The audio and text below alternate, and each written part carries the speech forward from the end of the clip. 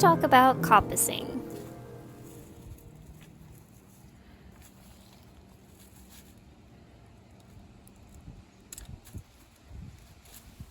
I actually accidentally stumbled upon this method, but don't be like me. Make sure you sharpen your tools before you get started. Otherwise, it's going to be a little bit more difficult and messy, and it could damage your plant if your blades are too dull. But in this case, this is, I think, a Boxelder tree, and as you can see, this is what it looked like about a year ago before we coppiced it, and here it is again, and this is like a little hedge. This area is between my property and my neighbor's property. It's on my side of the fence, and you can see that's it last year after we cut it last year. And now here it is this year before we coppiced it this year. So what exactly is coppicing? Well, it's kind of like taking a tree from this shape, which is standard, to this shape. Basically, you just cut it at the base, and it sends up shoots, and so it creates a multi-stemmed look. And that's basically it. Let's get into some details of why you might want to coppice a tree or a shrub. So I actually stumbled upon this method by accident. We were actually trying to cut down this boxelder tree, and we really don't like to use herbicide around here, and so instead of using any kind of herbicide on the tree, we actually coppiced it, and we didn't know it was called coppicing at the time. We just cut it down as low as we could to the ground, and we noticed that in about a year it kind of got about the same height, and so we realized, well, as long as we just trim it once a year every year, we should be able to maintain this as a shrub instead of a tree. And so we have been doing that ever since. I actually don't know how many years we've done it. I am assuming we started a year or two ago, and we just keep doing that. So we've done it again this year, and of course there's no guarantee that it's going to be happy with our very terrible cutting job, because again, you saw how dull my blades were, and it's actually better to use different kinds of tools than what I use. But here's the deal. These boxelder trees were not planted by me. They were volunteer trees, and I'm assuming they're boxelder. I'm actually not 100% sure. But the reason that we cut this way is to keep it from becoming a huge tree, shading out the hedge. And what I mean by shading out the hedge is this is the property line, and this is like my side of the fence where my neighbor's fence is. And so I don't want this tree to get huge in this exact spot, because right on the other side of this fence they have like a flower garden, and they have like crepe myrtle trees, and those things that they have need some sun. So I don't want this tree to get huge right on the edge of the property line, if I can help it. If this is a boxelder tree, then it's my understanding that it's a native tree. So in this way, we get to keep this native foliage, these native sticks, and we get to let it live, but we don't have to deal with the trouble of it being really big and shading out our neighbor's crepe myrtles or any hedge that we want to grow here. Now, there is a hackberry tree further down, and we have trimmed branches off, but we have not coppiced it, and you can see a big difference between the hackberry in the corner versus the boxelder that we've coppiced. The hackberry is starting to look like a tree. It's growing tall, it's going vertical. The boxelder is staying shrub size because we're cutting it all the way to the ground every fall. Now, typically when people tell you to coppice, they tell you to coppice in the winter or early spring. But to be honest with you, I again accidentally stumbled upon this method and did not know what I was doing, so I have cut it in the fall. And I don't cut it when it still has a bunch of leaves on it, unless I just want to prune it a bit. Basically, if it has a bunch of leaves on it, I just cut like a couple of the branches just to keep them from getting too tall. And I usually just do that like once in the summer. But I don't coppice it until it's lost most of its leaves. So as you can see in the footage, there were a few leaves left on it, but it had lost a lot of its leaves. That's when I cut it. I cut it before winter really gets here, but when it's starting to get cold. So I don't know if it works for every kind of tree. I don't know what trees are okay to do this with, and I don't know if it could damage certain trees doing it this way. I'm sure that this is a method used only for certain trees, but Boxelder is in the maple family, so it makes sense that this can be done with this tree, because maple is one of the families of trees that this method can be used on. And I think willow and maybe ash might be some other ones. There's several you can do this with. You can do it with dogwoods. I mean, people do it with dogwoods all the time so that they can enjoy that fresh, new scarlet red, maroon, burgundy stem color in the wintertime. But they probably cut theirs a different time of year, so look into this and research it before you actually do it. But I did want to sit here and I did want to explain some other reasons why you might do this, other than just keeping it shorter and keeping it maintained. So another reason you might do this is maybe you want to harvest the stems and the trunks. That's actually another reason that I do this. I noticed this year that, and maybe even last year, that these sticks that I'm cutting are almost exactly like the bamboo sticks that you buy at the store for your plant supports. I mean, so far I haven't noticed much of a difference other than bamboo sticks are more hollow and these are more solid, which just means these, in theory, could be actually stronger than the bamboo. I'm not sure.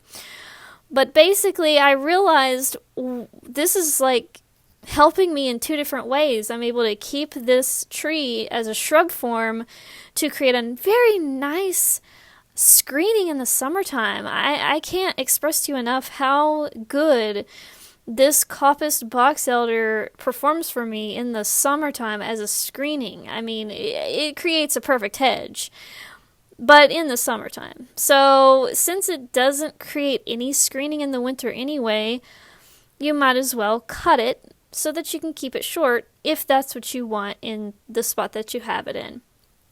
And it just so happens that in this spot, it's right on the property line. I want to keep more of a hedge and less of a tree situation over here.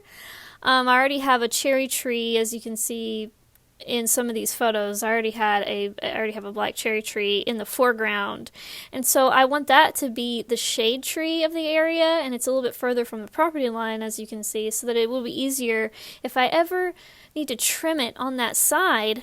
It's not right on the line, so that I can actually potentially, hopefully, reach that side and trim it, or have a crew come and trim it. Because if it was on the property line, then I would probably have to ask my neighbor, hey, can you trim that for me? Or can I go in your yard and trim that tree? Can, blah, blah, blah, if I can't reach it for some reason. But with this method with the boxelder, I'm cutting it all the way back every year, once a year, and it prevents me from having to deal with a mature-sized tree and keeping a mature-sized tree trimmed that's right on the line like that.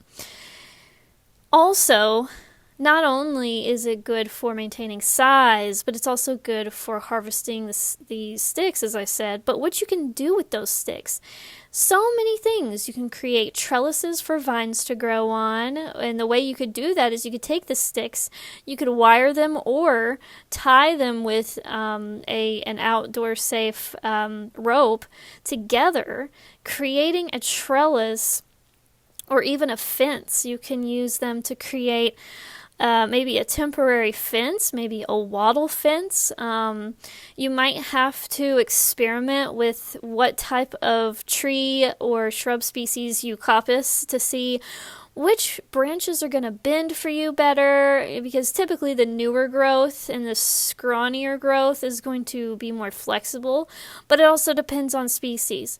So, maybe do some research on that, look into that. But another thing I love about it is I noticed that the birds in my garden really love these terrible invasive privets that I have at the front of my property. And yes, I have been gradually getting rid of them, but it is a slow process because they have gotten huge over the years.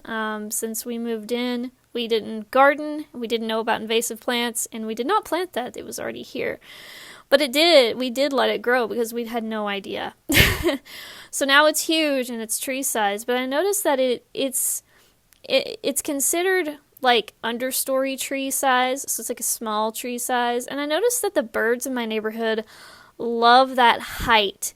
They love shrubs that are big or trees that are small. They kind of like that middle range where it's not like, I'm sure they love tall trees, don't get me wrong, but I noticed that they like to nest in sort of that small tree, huge shrub height. At least a lot of the species in my neighborhood do. And so I figure as this Boxelder gets more dense, like densely branched, maybe eventually it will also become a nesting site for the birds. And, it's always good to just create more native plant habitat for native birds. And so that's another great reason to have it. Another good reason to have any kind of hedge on your property line is the property lines of your property. I'm just gonna say the same word over and over. The edges of your property are super important for wildlife. And the reason for that is anytime there's a hawk in the neighborhood, anytime there's any kind of predator like that, the edges of the property are going to be the easiest way to provide cover because they're on the edges and it can help the wildlife get from one yard to the next yard to the next yard and so on and run away from predators.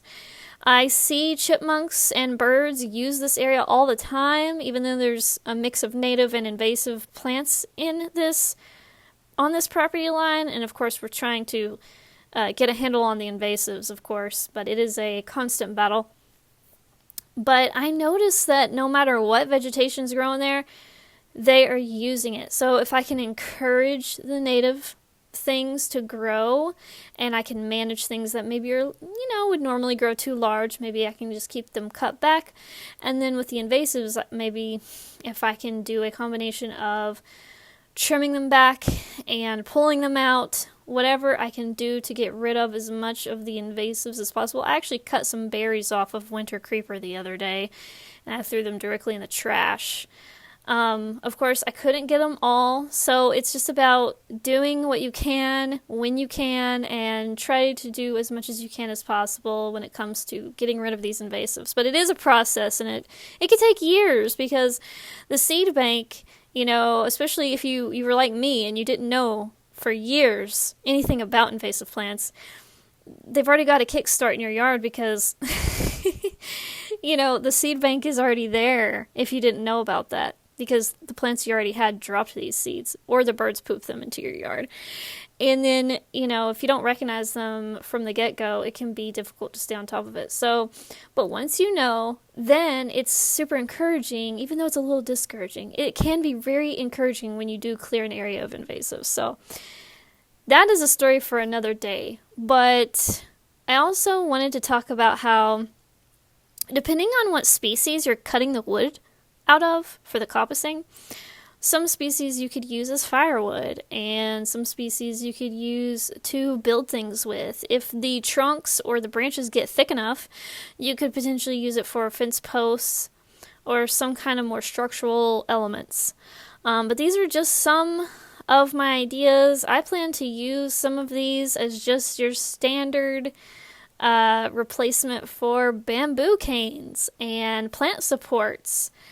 And maybe even trellises, like little vine trellises, and things like that. That's what I plan to do with them. I've been collecting them since I think last year. So I have a little pile in my backyard of them, and another thing you can do if you want is you could cut the stems into smaller pieces and use it as a mulch.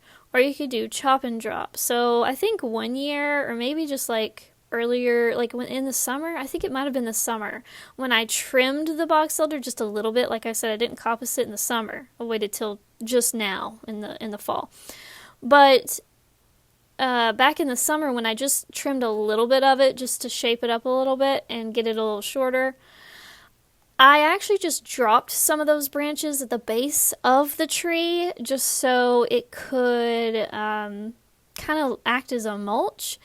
And that's another thing you can do. You can use this vegetation and these sticks as chop and drop mulch and add nutrients to your soil that way. And this is a lot easier to do if you have more land, if you have more trees that you've coppiced, if you have more space.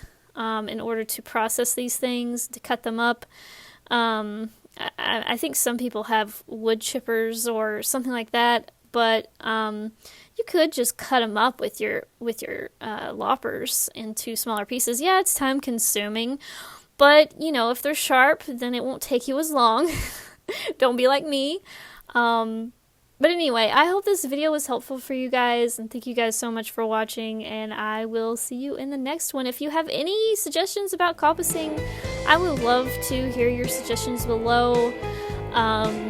If you have any other uses for the twigs that you cut from something like this, let me know. Thank you so much, and I'll see you in the next one. Bye, guys.